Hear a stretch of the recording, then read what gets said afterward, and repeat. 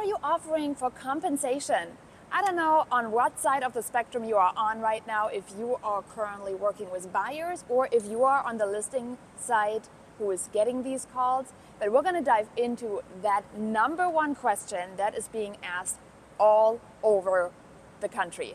My name is Janine Sasso. I'm the owner and founder of the Hyperlocal Agent, and I have made it my mission to help more agents become hyperlocal agents, and with the latest twist of what we're dealing with, also help educate more agents on how can you actually become an amazing agent for your client.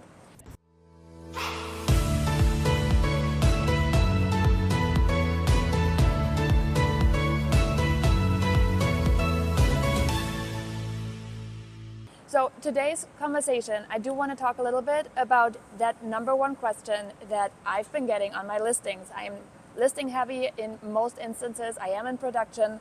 And the question I get is, how much is your seller offering for compensation? Now, my standard response, and some of you will right now just be so mad, is make it offer, included with your offer. My seller is looking at all offers. What does it mean, Janine? Like, are you offering compensation?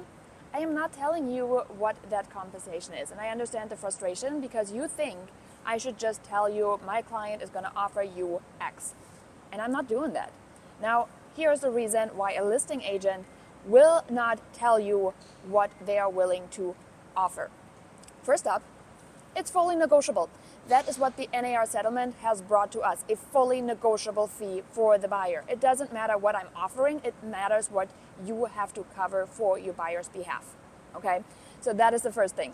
Now, the other part with that is why am I obligating my seller to, let's just say, X amount, and we're gonna put a number in there of, let's say, 3%. Why am I gonna obligate my seller to 3% if you as a buyer have decided that you and your agent are going to work on a 2% basis? Okay, if you want to ask me for that 2%, why am I giving money away for my seller?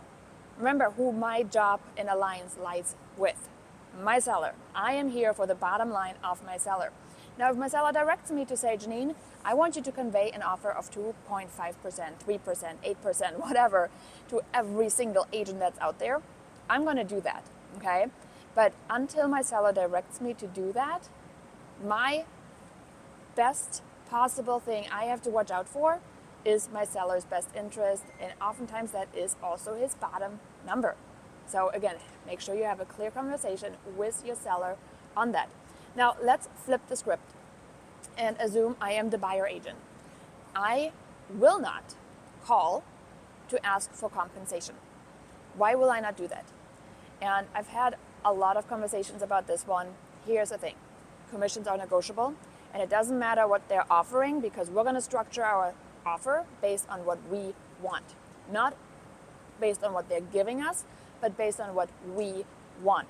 So let's say the buyers are saying, we will absolutely not ever, under any circumstances, pay out of pocket for your fee, Janine. I'm like, all right, we will need to make sure it gets included in the offer. Now, when we do that, it doesn't matter if the seller has decided to say, okay, I will say yes to an offer of X, but I will say no to an offer of Y. And I'll give you an example. If I sat down with my seller and I said, okay, what's your limit? And let's say they're going to say 2.5%.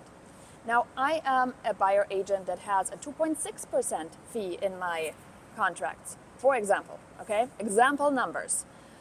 Do you think that seller is not going to look at my offer based on that? Really think about that. Do you think that a seller will pass up in a regular market an offer that is 0.1% higher than what he may have considered before?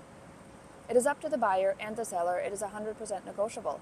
So with that being said, here's the other caveat to that. When I now tell my buyer, I called and they're only willing to offer 1%, so now you're on the hook for 1.5%. Me as an agent, I just lost all credibility in my eyes personally with that buyer. Your job as a buyer agent is to negotiate. Your number one skill set is negotiation.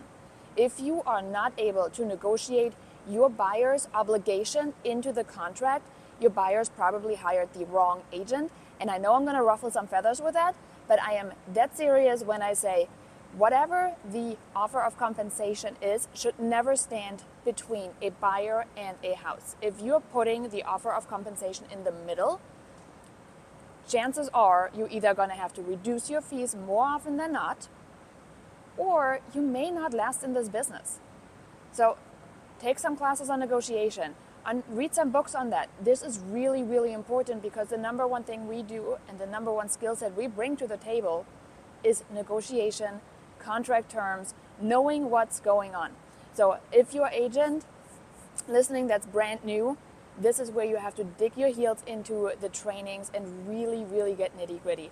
If you've had a way of doing things for the longest time as a veteran, maybe it's time to evaluate your processes. Again, this is a very good thing, and I do hope seeing it from both sides. Next time you get an answer of the seller will look at all offers, I hope you take the hint that the seller is truly looking at all offers based on the bottom line, which is the net.